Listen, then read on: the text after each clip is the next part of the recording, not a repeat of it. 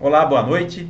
Estamos começando mais um bate-papo com o Porto e hoje nós estamos recebendo a doutora Valéria Reis, se especializando aí na área de ginecologia e também obstetrícia. É um grande prazer, viu, doutora, receber você aqui, uma jovem talentosa aí que com certeza terá aí, já tem, né? Mas terá muito mais aí, todo aí um futuro grandioso pela frente. Então seja bem-vindo aí no nosso bate-papo com o Porto aqui em nossos estúdios. Muito obrigada, o prazer é meu, um grande convite e vamos lá. Doutora, nós sabemos que a área de medicina é uma área muito desafiadora, né? Ela Sim. requer, são vários desafios que os alunos enfrenta durante todo o curso, né? E também durante a sua vida profissional. É, então nós vamos iniciar o nosso bate-papo agora perguntando como é que você decidiu fazer medicina? Então, eu sempre tive afinidade pelas áreas que têm contato com as outras pessoas. Eu sempre tive na área da saúde como opção. E acho que no meu segundo ano do ensino médio começou a aflorar esse lado da medicina. E eu sempre gostei da área de biológicas e começou a ficar muito frequente as pessoas falando que eu tinha o dom, que eu tinha jeito. E aí eu comecei a acompanhar um tio meu em alguns procedimentos, em algumas cirurgias, e aí eu vi que realmente era aquilo que eu queria, que eu estava me sentindo realizada durante aqueles momentos.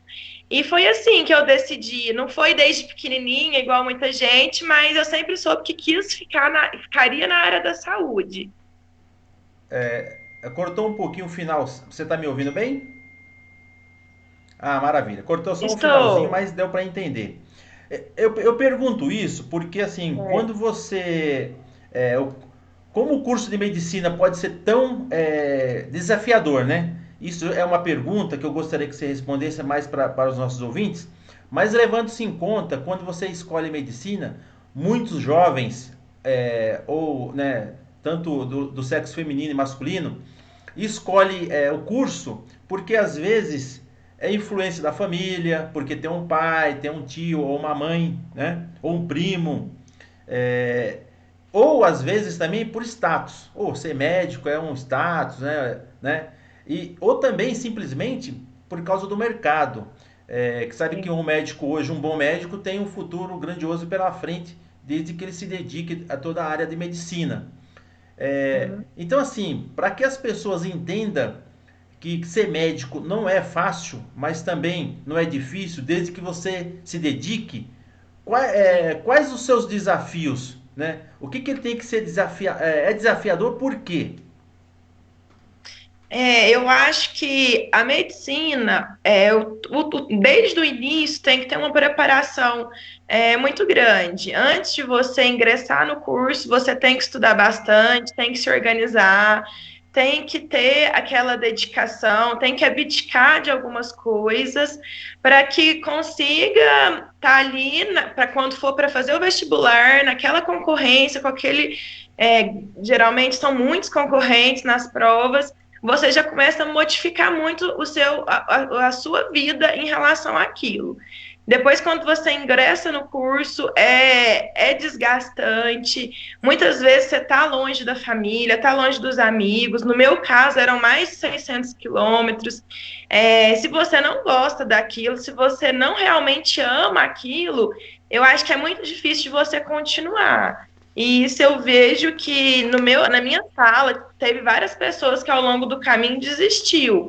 Muitos desistiram no começo. Eu acho que é exatamente por isso. Eu acho que não se sentiram satisfeitos, não se sentiram confortáveis com o tanto que a medicina exige da gente. E isso é desde antes de entrar no curso, antes de ingressar que para você entrar, você tem que estar, assim, tem que ter os estudos equivalentes aos outros concorrentes.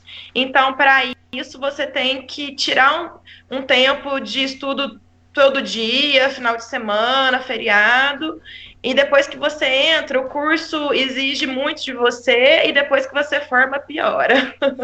E aí começam os plantões. Mas, assim, no final é sempre gratificante. Eu tenho várias perguntas nessa área aí mesmo, viu?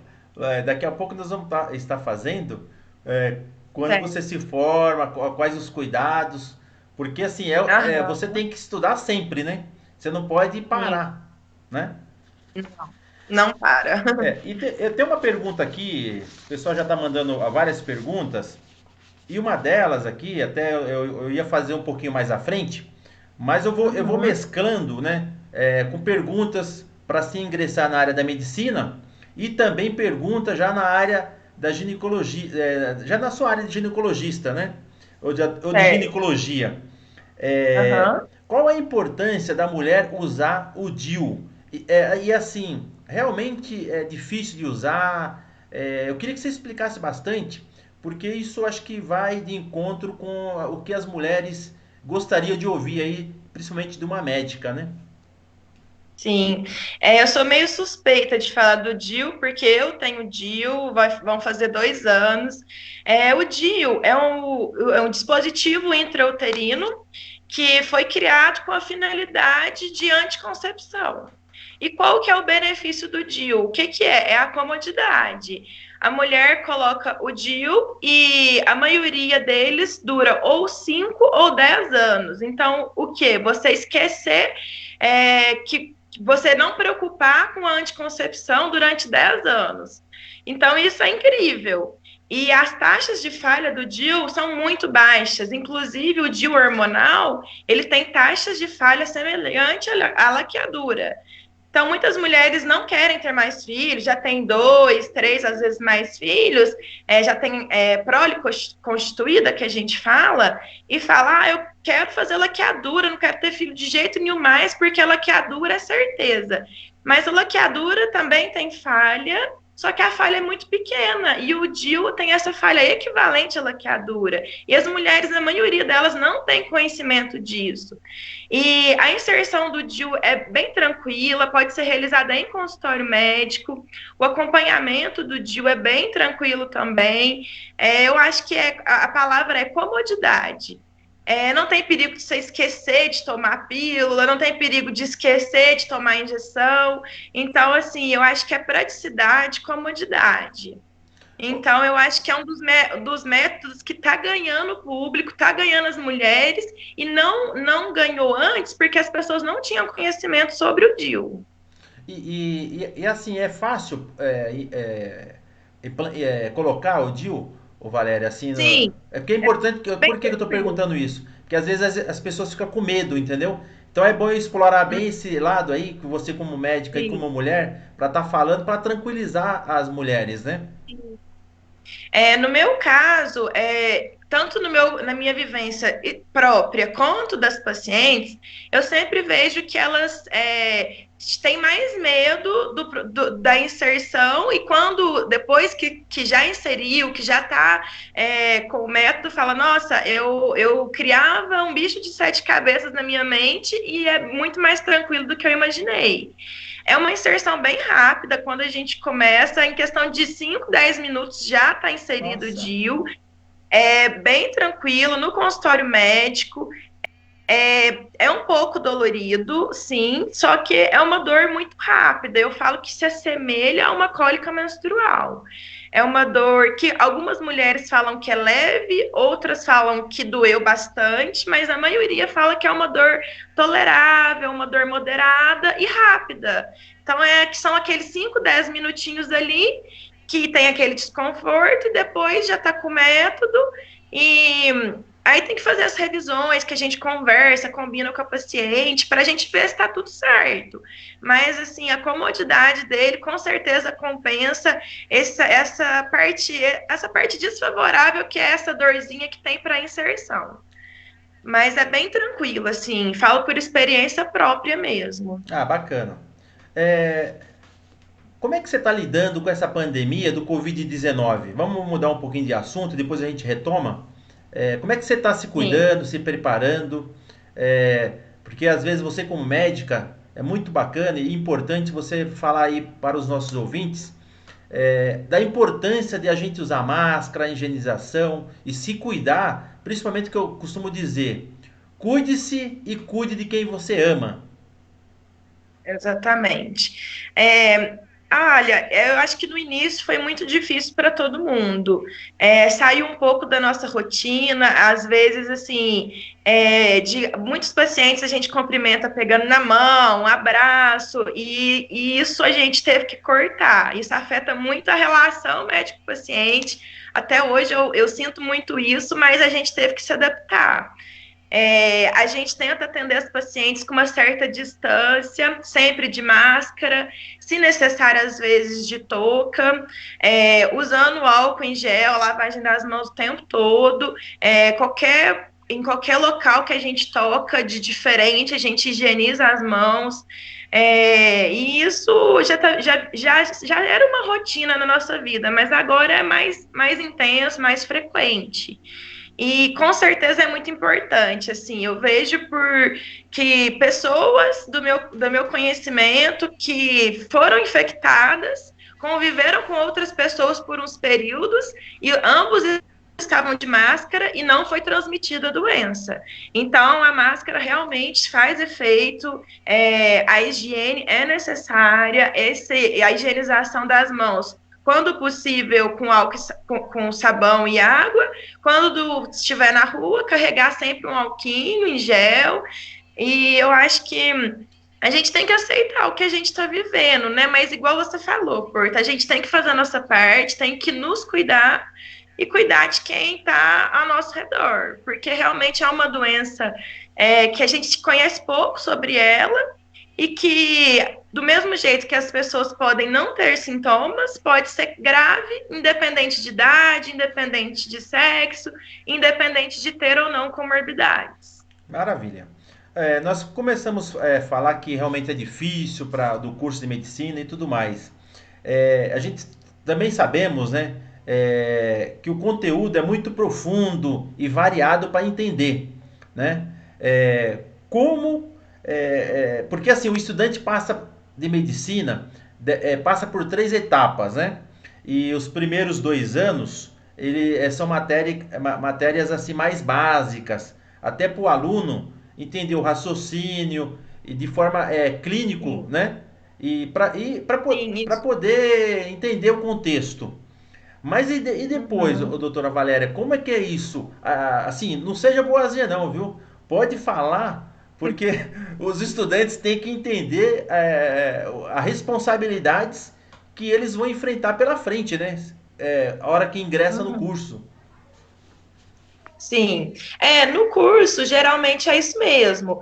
No início, a gente tem as matérias básicas de pré-conhecimento do corpo humano mesmo, anatomia, conhecimento das células, que a gente chama de histologia, fisiologia, de como funciona cada sistema, cada órgão nosso.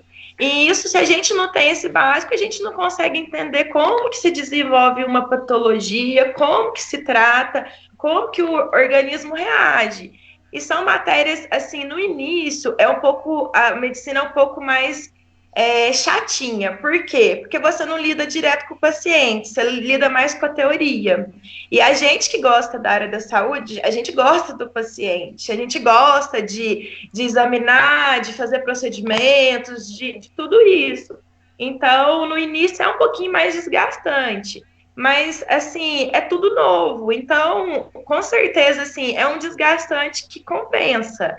E depois dos 2, 3 primeiros anos, a gente já começa a lidar com o paciente, associando o que a gente aprendeu nesses anos anteriores com a doença, com a patologia, com o paciente. E os 2 últimos anos do curso são os anos que a gente é inserido dentro do hospital para tudo. Aí insere nas áreas de cirurgia, de ginecologia e obstetrícia, no PSF, na urgência e emergência, na pediatria. E geralmente é aí que a gente consegue meio que definir que área que a gente quer, o que a gente quer fazer assim que concluir o curso.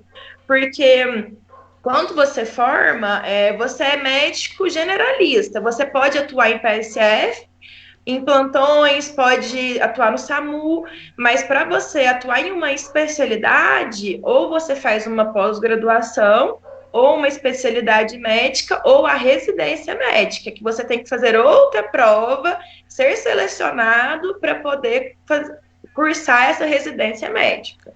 Tá vendo? Só foi bom eu ter explorado esse seu lado aí, né? Porque para os estudantes entender um pouquinho mais, né? E, por Sim. exemplo, são 7 anos de formação.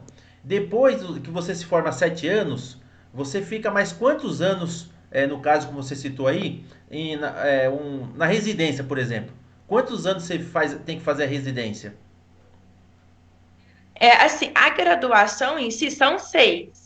Mas geralmente tem aquele ano de cursinho, aquele ano preparatório. No meu caso, eu fiz um ano de cursinho, 6 de graduação. Aí, no meu caso, foram 7.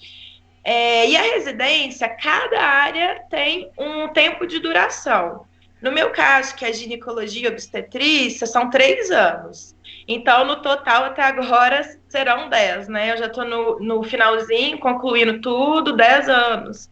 Mas algumas outras especialidades são 2 anos e algumas outras são 4, 5 e chega, às vezes, até 6 anos de residência. Nossa. Além do curso, né, da graduação, que foram 6 anos. E, Então, às vezes tem uma jornada longa ainda pela frente, né? e Mas passa muito rápido, a gente nem vê, assim, sinceramente, tudo passa muito rápido. legal. E deixa eu te falar, doutora Valéria, é,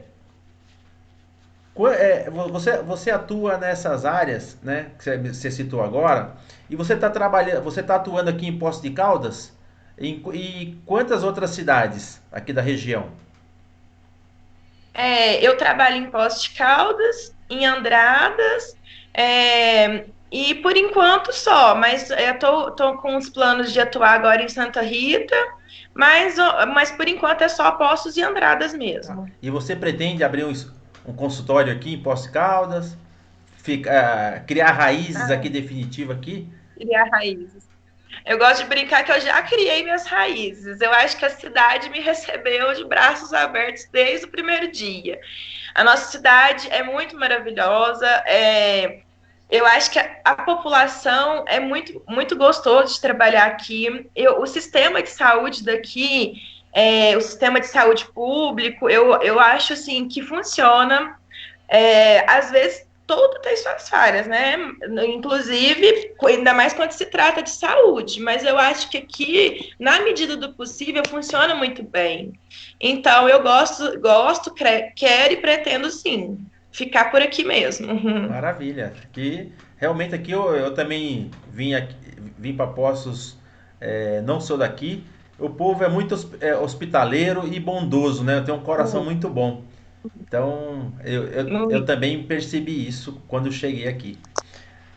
Doutora Valéria, no caso, a gente já falou assim como se preparar e tudo mais, mas como se preparar para ouvir os pacientes? Ouvir mais do que falar, né? O paciente. Uhum. E não esquecer também do lado humano, né? Principalmente nos dias que nós vivemos, né? Não só a pandemia, mas com as dificuldades. E quando é um idoso ou uma pessoa mais simples, se torna mais difícil ainda que você tem que dar muito mais atenção, né? E Sim. às vezes, né, eu estou falando isso pontual, né? Eu vejo que você é uma médica que gosta muito do seu paciente e de pessoas, mas às vezes tem aquele médico que esquece desse detalhe, que é que é a prioridade é que é o ser humano, né? Quais são as dicas que você poderia dar para quem está se formando, quem vai começar a estudar agora medicina?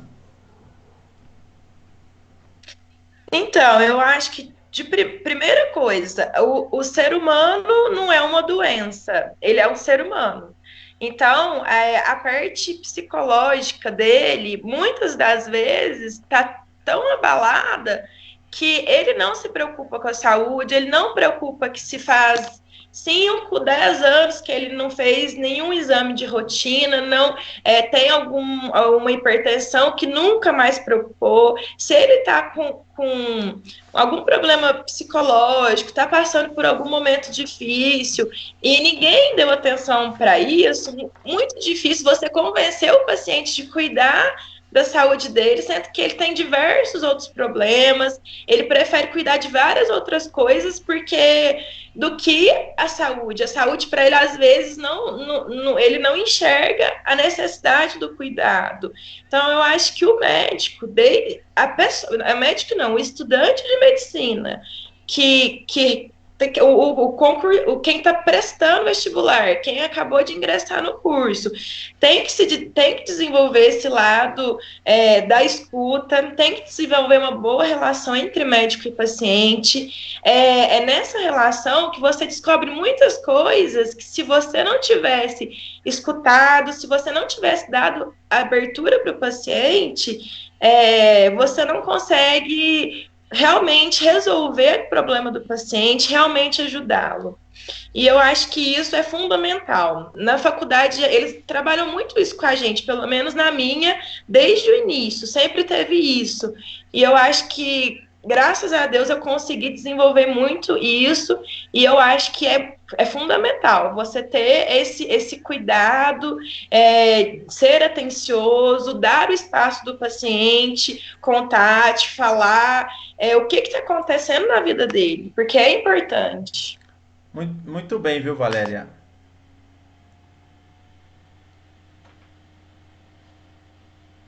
Certo. Cortou um pouquinho.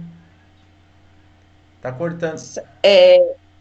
Tá cortando muito? Cortou um pouquinho agora de novo, mas deu para entender. Eu quero mandar um abraço aqui, ó, vamos mandar um abraço para os nossos ouvintes. A dona Maria Aparecida, aqui do bairro Primavera. O meu amigo Matheus Rubio, olha só, hein? Ó, o marido. O namorado, né? Eu já ia falar maridão, mas é namorado. Isso a sua mãe me mata.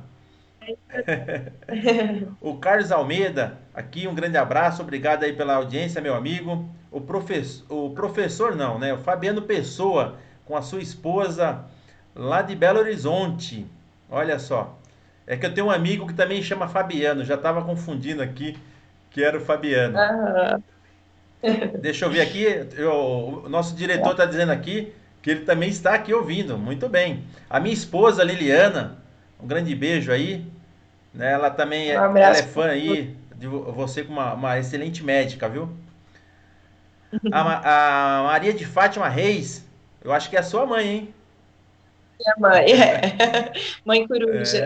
Então um grande abraço, viu, da Maria de Fátima. Ó, parabéns aí pela sua belíssima filha. E olha, uma médica dedicada, se diga de passagem, viu? Obrigada. Agora sim, ó, o professor Fabiano, da PUC. Um grande abraço, um grande amigo. Eles e a Lívia e seus filhos, né, a Mariana e também o Caetano. O Jefferson Rodrigues também, um grande abraço. Ao nosso amigo aqui, o Alberto Barbosa, aqui do bairro Jardim Primavera. Um grande abraço, viu, Alberto? O Alberto, Valéria, não perde um programa nosso aqui. Então é muito bacana. O meu irmão Gildo de São Paulo. Um grande beijo, meu irmão. Fique com Deus. Se cuida aí. E se cuide aí com relação ao Covid-19, hein? Se proteja aí. E a sua sogra, a sua sogrona tá aqui também, ó.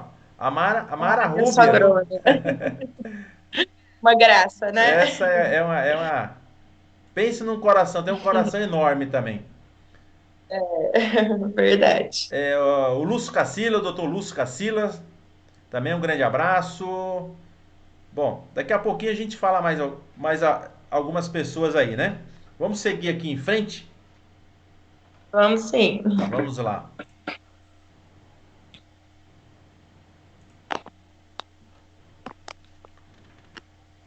Com relação à disposição para lidar também com diferentes disciplinas, porque quando a gente fala isso, são várias. Para se ter um médico, né? Como a gente estava falando agora há pouco, de curar pessoas, tem todo um contexto, né, estilo de vida, porque você trata as pessoas de forma diferente, porque elas são diferentes. Às vezes você pega uma pessoa Sim. que entende fácil e tem uma que às vezes não entende e muitas vezes tem dificuldade de entender, né?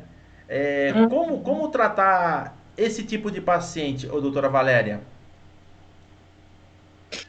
Eu acho que desde o início da sua consulta, você já começa a identificar qual que é a necessidade daquele paciente.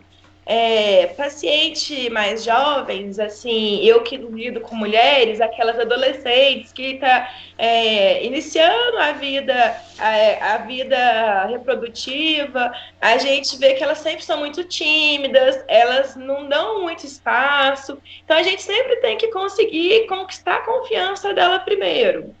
Já os pacientes mais idosos, às vezes, têm um pouco de dificuldade de entender em relação a como usar uma certa medicação, as orientações. Então, a gente tem que conversar de uma maneira que você veja que o paciente entendeu. Uma das coisas que eu gosto de fazer é perguntar para o paciente, depois que eu passei alguma medicação, alguma receita, pedir ele para me explicar. Como então que o senhor vai usar essa medicação? Como que a senhora vai usar? Às vezes eles ficam com vergonha de falar que não entendeu e vão para casa com dúvida. Aí se ela vai lá e me fala, uma vez por dia por 5 dias, aí eu fico satisfeita, eu sei que o paciente entendeu, mas muitas das vezes eles não entendem, eu fico receoso de perguntar. Então, a gente tem que abordar cada paciente de uma forma. Alguns precisam de uns certos cuidados, outros de outros. E isso é só durante a consulta com aquele paciente que você vai conseguir ver qual que é a necessidade daquele paciente. Legal. Tem uma pergunta aqui, ela não quis se identificar. Você está me ouvindo, Valéria? Ah, Estou. legal.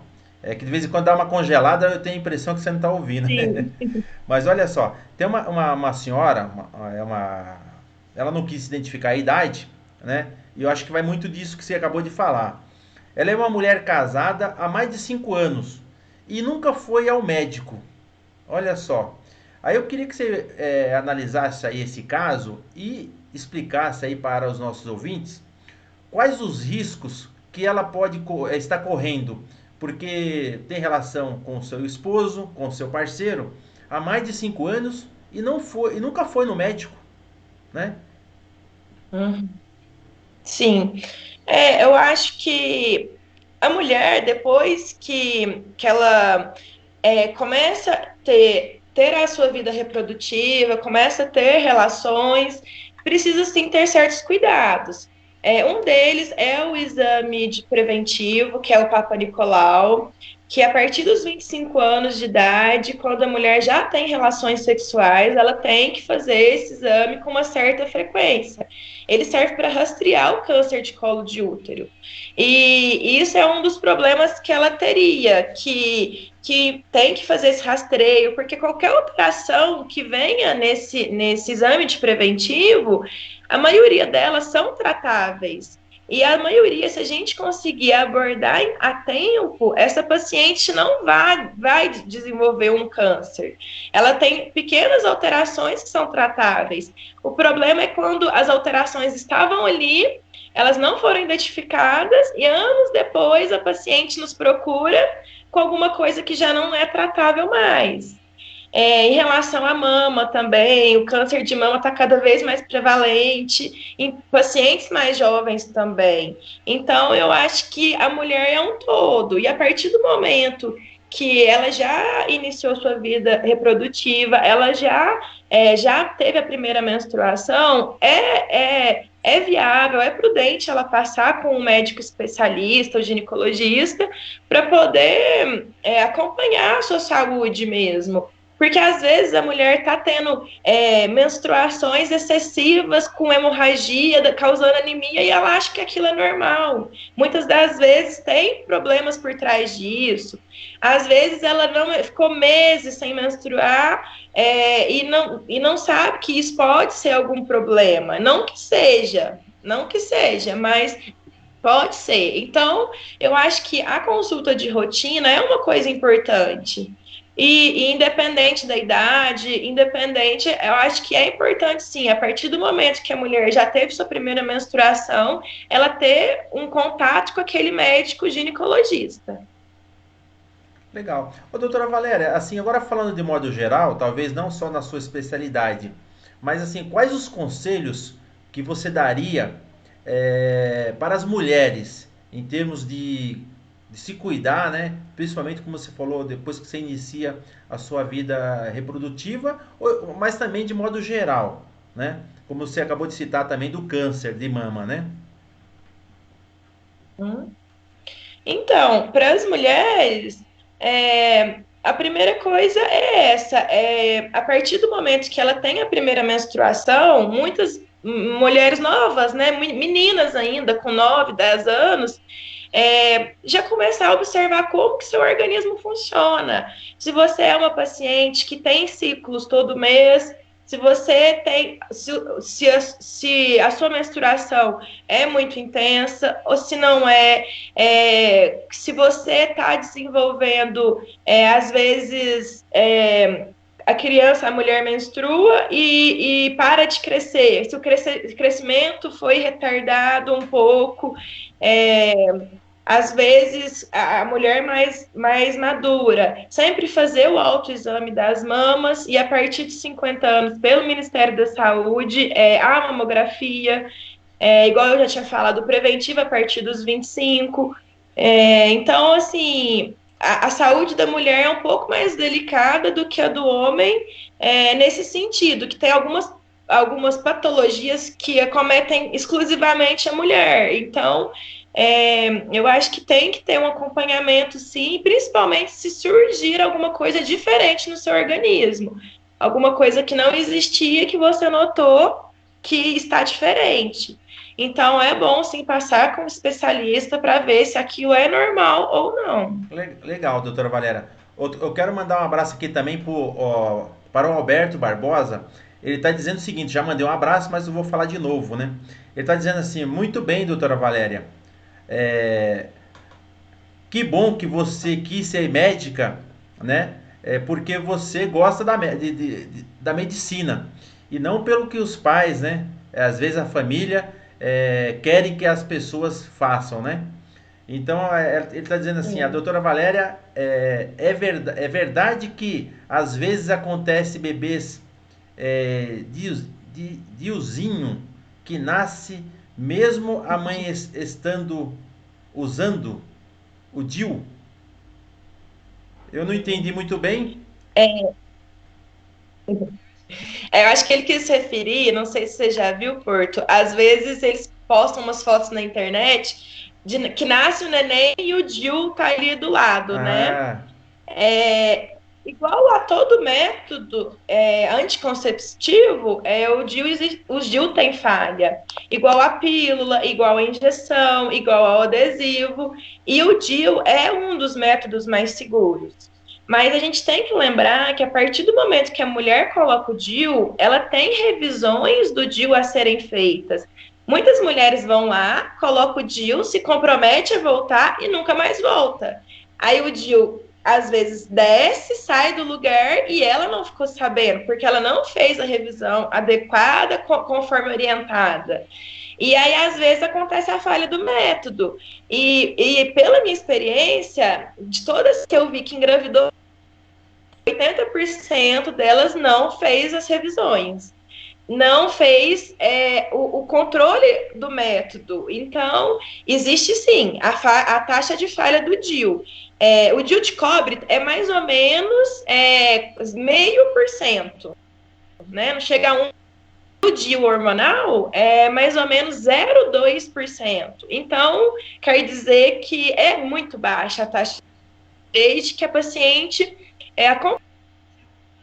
se acompanhe, faça as revisões necessárias para saber que está tudo certo. Então, existe sim as mulheres que engravidam com DIU, mas o método, inclusive, também tem falha, tem taxa de falha. Legal, doutora Valéria. A Maria Rúbia, ela está dizendo o seguinte: doutora Valéria, né, com que idade seria recomendável uma adolescente fazer sua primeira consulta ao ginecologista?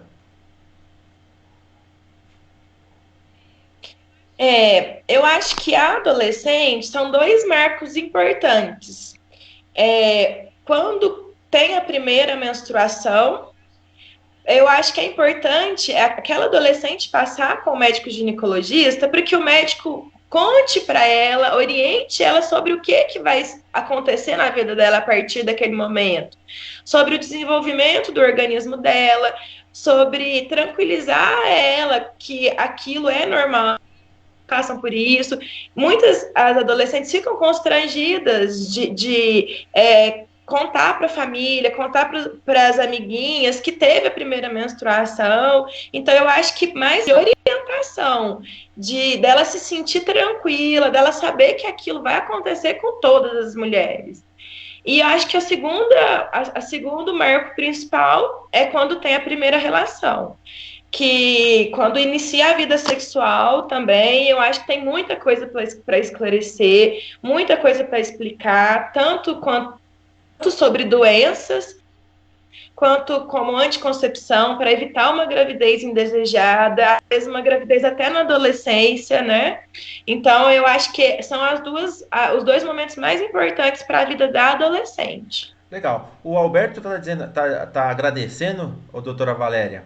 Ele diz o seguinte: gostei muito da sua explicação sobre as mulheres que usam o DIU.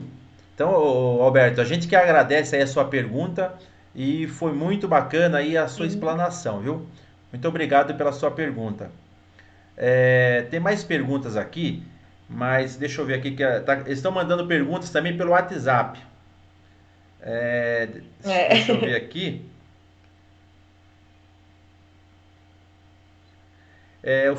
A Fabiana de Belo Horizonte está dizendo o seguinte: doutora, entre as duas opções de DIU, qual é a melhor? Certo. Igual eu falei, existe o DIU não hormonal, que não tem hormônio, e o DIU hormonal, que ele tem um hormônio que tem atuação praticamente só intraútero. E aí depende. O DIU, a melhor opção é variável entre cada mulher. Tudo depende das indicações. Algumas mulheres preferem o DIU não hormonal justamente por esse fato. Ele não contém hormônio nenhum. A ação dele ser de uma forma diferente. E o DIU não hormonal, ele não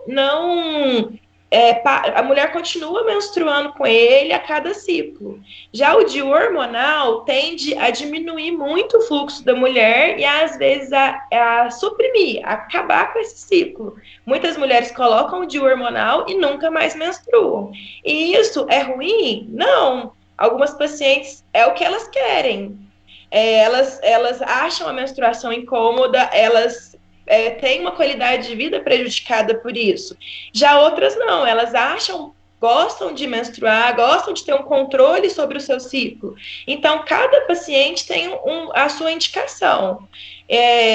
Eu acho que os dois são ótimos métodos e existem contraindicações também. Então, sentar com a sua ginecologista, com o seu ginecologista e decidir qual que é o melhor para você.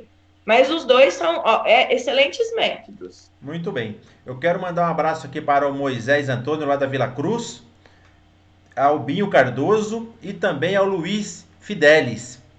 Um grande abraço e obrigado aí pela audiência, viu? Doutora, uma pergunta já particular aí, né, da minha pessoa aqui do Porto, para ti. Você já participou como voluntária no atendimento de pessoas carentes? E assim, se você participou, o que você achou? Depois que eu formei em 2017. Eu não tive ainda essa oportunidade. por causa da residência. A residência, a carga horária é alta e consome um pouco, muito do nosso tempo, mas com certeza eu acabando minha residência, concluindo minha residência, eu quero sim me dedicar muito a isso. E durante a minha formação, durante a graduação, diversas vezes eu visitei asilos. Na cidade que eu me formei, tinha um orfanato que eu fui algumas vezes também. Às vezes a gente fazia mutirões de saúde. Eu lembro de alguns que nós fizemos na rodovia para caminhoneiros, para testar glicemia, para identificar diabetes, para aferir pressão arterial. E geralmente a gente fornecia algum lanche, porque para eles trabalham muito, né? Tem poucas paradas, e a gente oferecia esse tipo de atendimento. Então, foram as vezes que eu participei nesse sentido, mas a minha pretensão é expandir, sim, depois de concluir a residência, de ter um pouquinho mais de tempo para me dedicar.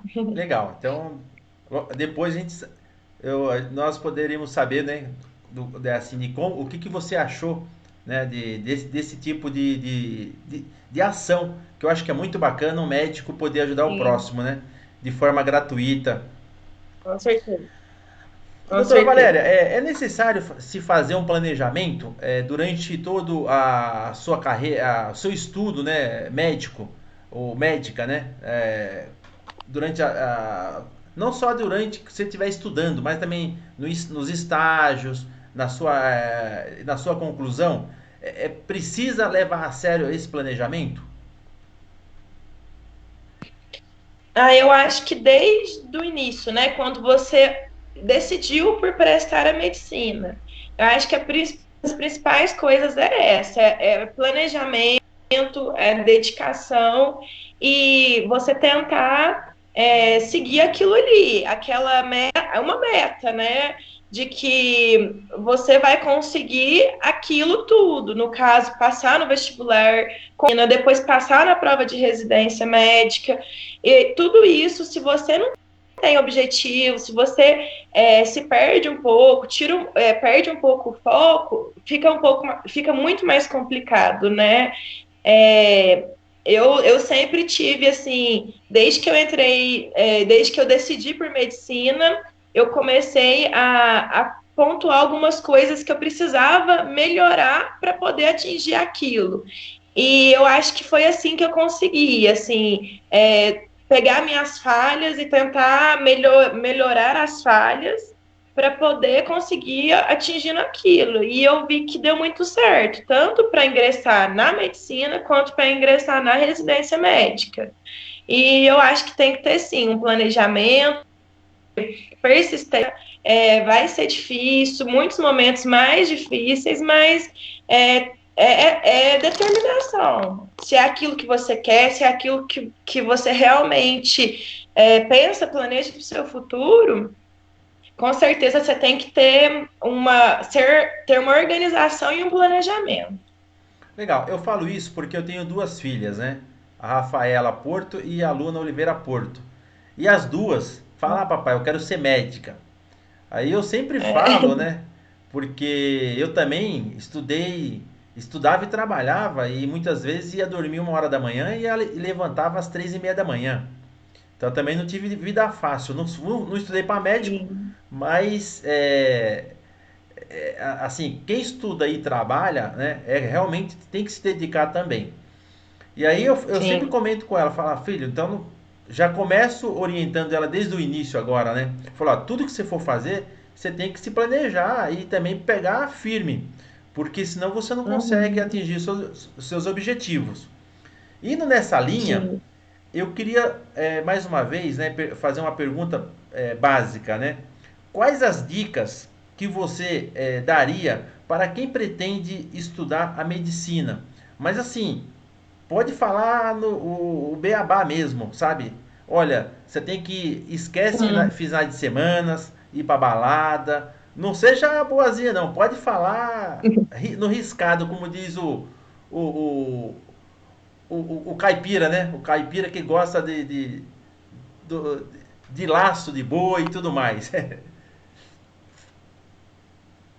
Então, na medicina e em qualquer outro curso, se você pretende, né, fazer um vestibular, pretende tudo isso, primeira coisa é se planejar, é ter determinação, é ter persistência também, porque nem sempre vai ser, na maioria das vezes não vai ser a primeira prova que você fizer que você vai passar e vai ser tudo maravilhoso. Eu acho que, eu vou falar no meu caso, vou falar na medicina. Eu acho que se você decidiu isso, primeira coisa é tentar trabalhar suas fragilidades. O que, que é isso? É pegar as matérias que você tem dificuldade e tentar melhorar o máximo que você conseguir nelas, porque sempre terão matérias que você vai ter facilidade. E então, as que você tem dificuldade é tentar melhorar o máximo que você conseguir, o seu limite. E as que você tem facilidade é explorar o seu melhor. Foi isso que eu fiz. Uma coisa muito importante também, eu acho que é a redação, para quem está prestando vestibular, né? A redação eu acho que muitos vestibulares usam como critério de desempate. Muitos vestibulares usam como metade do valor da prova. Então, você saber escrever, você ter um raciocínio, você saber argumentar, isso é muito importante. Então, uma das coisas que tem que dedicar é nisso, para quem está prestando vestibular. E então, assim, as matérias que você tem dificuldade, dê o seu melhor. E as que você é bom, é, use aquilo a seu favor. Tanto para o vestibular de medicina quanto para a residência, tinham várias matérias que eu tinha muita facilidade e que eu falei, eu me propus que me propus que eu tinha que dar o meu melhor, que era acertar o máximo de questões daquelas matérias. E das que eu tinha dificuldade, eu consegui acertar pelo menos um mínimo. E assim aconteceu, tanto no vestibular quanto na residência. E deu certo nos dois sentidos. Então, eu acho que isso é muito importante, você se planejar em relação às matérias, às dificuldades. A redação, extremamente essencial, muito essencial. O Enem, inclusive, dá uma pontuação altíssima para a redação. Se planejar em tirar um tempo de todos os seus dias, mesmo que cansado, mesmo que com preguiça, mesmo que triste, para estudar um pouco. Se for um dia que você estiver mais cansado, estude uma coisa que você gosta, alguma coisa que você tenha facilidade. Nos finais de semana, você tem que ter o seu tempo livre, você tem que ter seu tempo de descanso, mas você também tem que ter seu tempo de estudo. Eu acho que você não precisa abdicar a mão da sua vida para você passar, mas você tem que ir colocando prioridades. Quanto mais você se dedicar, mais perto você estará. Então, se você fez um vestibular e viu que você está muito longe, tem que encarar aquilo ali e ver que você precisa melhorar aquilo. Mas se você viu que está perto, então continua que vai chegar a sua hora, vai chegar o seu momento. Mas a dedicação, com certeza, ela tem que estar presente. E o principal, não desistir. Muita gente desiste. A época de cursinho, a época de preparação para o vestibular é muito desgastante. Porque é uma cobrança nossa com nós mesmos. Às vezes o pai e a mãe não estão cobrando, as pessoas não estão cobrando, mas a gente se sente muito ansioso, aflito, querendo tudo muito rápido, e nem sempre acontece assim. Muito bem. Doutora Valéria, nós já falamos de várias coisas aqui. Além do que nós já falamos, né? Quais os desafios típicos, né, que o estudante de medicina tem que ter, porque o curso, como a gente acabou de falar, né, há pouco tempo atrás aqui, é longo e a rotina é muito intensa, é muita matéria, e às vezes são matérias, como você citou aí, nos dois primeiros anos, são matérias chatas, né? Que é muita teoria, não vai para a prática, até para dar um mix, né? Ativa. Para poder ficar mais leve. Então, assim, explica um pouquinho disso tudo para a gente, porque nós já estamos quase aí no final do programa. E eu acho que seria legal para a gente fechar com chave de ouro aí. Eu acho que a partir do momento que você já está cursando a medicina, eu acho que você tem que se dedicar a todas aquelas matérias, mesmo que cansativas, algumas são muito difíceis, você tem que se dedicar e tentar manter a sua parte psicológica boa. A maioria das pessoas estudam fora de casa, estão longe das pessoas que amam, e como o curso é um curso que é de manhã e à tarde, né, integral, e às vezes tem até noite, às vezes tem feriado, às vezes tem fim de semana, nem sempre mais acontece. Você começa a ver, a ter contato com as pessoas que você ama, com seus pais, com a sua família, com um intervalo muito longo de tempo. E isso começa a ser prejudicial, porque você tá ali sob pressão, você está estudando, você estuda muito tempo do seu dia na faculdade, depois por conta própria. Então, você tem que tentar manter uma cabeça, uma boa cabeça, tem que fazer coisas que te deem prazer, que te traga o lado, assim, um lado bom, que traga coisas boas para você.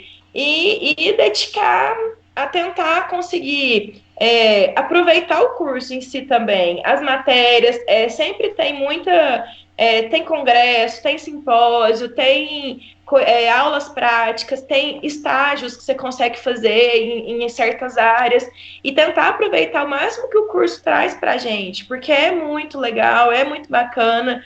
Às vezes a gente passa em alguns estágios que não tem tanta oportunidade durante a graduação, tipo, vamos supor, neurologia. A gente não tem tanto contato com aquilo. Se você faz um estágio extracurricular, é muito legal, te dá uma visão muito grande sobre as outras coisas. Então, eu acho que você tem que viver a cada ano após ano, cada um vai exigir uma coisa de você.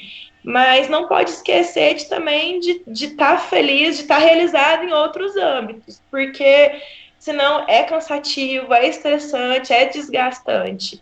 Então, se você estiver bem num todo, você dá conta, você consegue, no final de tudo você vai ver que valeu a pena. Muito bacana, doutora Valéria. Eu quero até, aproveitando aqui, né? Eu sou amigo de vários médicos e médicas, né? Inclusive você conhece alguns aí. Quero mandar um abraço aí para a doutora Patrícia Baldassi, né? Quero mandar um abraço também para o doutor Adriano, da ortopedia, doutor Lélio, da ortopedia, doutor André também, da ortopedia. São três excelentes médicos aqui de Poços de Caldas. E também é o meu médico, né? Que além de ser meu médico, é meu grande amigo aí, o doutor Alcides Moscone, né? Uhum. Também o doutor Ricardo Bergo, que também é meu médico também, do coração aí, sempre estou fazendo aí uns check-ups aí, que é importante, pelo menos uma vez por ano. Então, Ricardo Bergo aí, um grande abraço, viu, meu amigo? E também é um outro amigo também que eu fiz lá quando eu cheguei aqui em Poços, que é o cirurgião plástico, né? O doutor Leandro, né? Então, um grande abraço aí a todos os médicos e a todos os médicos também, que eu conheço outros médicos, mas a gente acaba esquecendo, né? Então, para que eu não É. seja injusto, então eu dou um abraço, mando um abraço, porque hoje é dia do amigo, você sabia disso? Sim, eu vi que hoje é dia do amigo. Então a todos os amigos aí nossos, né? Os nossos amigos, aquele abraço, né, de virtual, porque não pode Sim, aquele abraçar, né? abraço virtual. É Ô, doutora verdade. Valéria, deixa eu ver se tem mais uma perguntinha aqui. A dona Maria, a dona Maria Aparecida, minha sogra, tá aqui do Primavera também, tá dando aqui os parabéns à doutora Valéria. Foi muito bom ouvir esse bate-papo. E falando que você é muito inteligente, viu? Um abraço para ela e para todo mundo que está aí assistindo a Tá. gente, né? Doutora Valéria, tem algumas considerações que você poderia fazer ou já, né? Apesar que a gente já conversou bastante aqui, se tem mais alguma coisa que você gostaria de falar aí para os nossos ouvintes e também para os seus futuros aí pacientes, né? Sim. Eu acho que primeiro abordando as pessoas, os tentantes, né? Quem está tentando ingressar no curso, quem está tentando ingressar na residência. Dar o seu melhor, que depois o resultado vem, a hora chega, E é muito emocionante, é gratificante. Para as outras pessoas que são meus pacientes, que serão, ou que são amigos, né? Eu acho que a nossa saúde é nosso bem mais precioso. Não tem dinheiro que pague, não tem tempo que pague a gente ter uma saúde, estar saudável. Então, nesse momento que a gente está vivendo, o máximo que a gente puder fazer para a nossa saúde física e mental é muito importante. A gente lembrar que a gente tem que continuar se cuidando, que as coisas ainda não estão resolvidas, mas que se Deus quiser, em breve a gente vai ter superado tudo isso. E fora da pandemia, eu acho que a gente tem que sempre lembrar de se cuidar, assim. Tem que tentar se adequar em relação à alimentação, em relação a exames de rotina, a consultas de rotina, principalmente não só rotina, aquela pessoa que tem alguma coisa diferente no seu organismo, não ficar postergando, não ficar deixando para depois. Procura, porque se não for nada, não tem problema, você vai conviver com aquilo. Mas se for alguma coisa que dê para ser resolvida, eu acho que a gente tem que cuidar, tem que preocupar, sim, que a saúde é nosso bem mais precioso. Então, eu acho que é isso, assim, sempre a gente tentar se cuidar ao máximo. Porque enquanto a gente tem saúde, as outras coisas a gente tenta lutar e batalhar para conquistar. É isso aí, doutora. Olha, eu quero agradecer aí a você pelo carinho que você teve aqui com a gente aqui, de ter se disposto aí, ficar esse tempo aí, né? Talvez é uma hora Isso, foi um prazer. às vezes é uma hora de descanso seu em casa e tá aqui batendo esse papo que para mim foi muito gostoso e eu valorizo muito esse tipo de ação, né? Que eu acho que a gente está levando informações para dentro da casa de cada uma dos nossos ouvintes aqui de hoje e muitos vão assistir o programa mais tarde ou amanhã mesmo e isso eu acho que vai ser de grande valia, né? E você é uma jovem Sim. talentosa, acho que está se mostrando aí, tenho certeza plenamente que vai ter um futuro muito promissor na área médica, né? Vai se desenvolver muito. É, pelo pouco que eu conheço já de você, né? Você é uma pessoa que gosta de gente. E isso, o médico que gosta de gente, ele vai longe. Porque quando o médico se põe a sua profissão em primeiro lugar para depois as pessoas, aí eu já acho que ele não vai longe. Ele já está, já tá, a sua carreira não terá uma carreira ampla, né? Que eu prezo muito isso e você já demonstra isso. E quero também dar os parabéns aí, porque vocês vai ser um casal aí no futuro, se Deus quiser, né? O Matheus combina muito com você, então é uma pessoa também de um carinho muito grande. E eu gosto Sim. muito dele, né? Como se fosse um parente meu, né? Além dos pais dele, que Uhum. são amigos da gente há bastante tempo, né? Então, assim, continue com essa cabecinha boa, né? Vá em frente, que eu tenho certeza que você será uma das grandes médicas aqui na área da ginecologia, né? E com Sim. certeza o seu potencial é grande, né? Para atuar em outras áreas também na área médica. E parabéns para sua mãe, né? Que realmente também deu uma boa educação para você. Que eu sempre acredito assim, as pessoas do bem são formadas em casa, né? Não é só na escola. A escola é só um complemento, mas a boa educação Uhum. sai dos pais, né? E principalmente do caráter. Então, parabéns mais uma vez. Fique à vontade aí para falar com os nossos ouvintes e depois a gente se despede. Uhum. Eu queria agradecer primeiro o seu convite, né? Foi muito legal estar aqui com vocês. Eu gosto de esclarecer dúvidas, eu gosto sim de trazer informação. Eu acho que é muito importante. Em relação à minha área, o que eu posso falar, eu acho bem legal, eu acho bem bacana.